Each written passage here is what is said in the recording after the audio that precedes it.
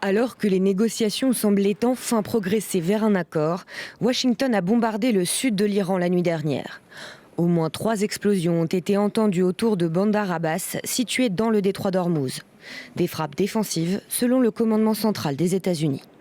Les forces américaines ont mené aujourd'hui des frappes de légitime défense dans le sud de l'Iran afin de protéger nos troupes contre les menaces posées par les forces iraniennes.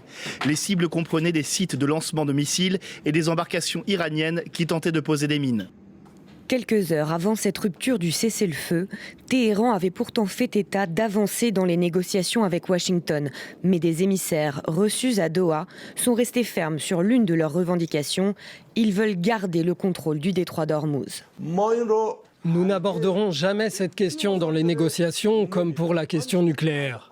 Ce qui est envisagé actuellement, c'est que si le blocus américain est levé, le transit par le détroit d'Ormuz s'effectuera selon des modalités déterminées par la République islamique d'Iran et uniquement pour le trafic non militaire et non hostile.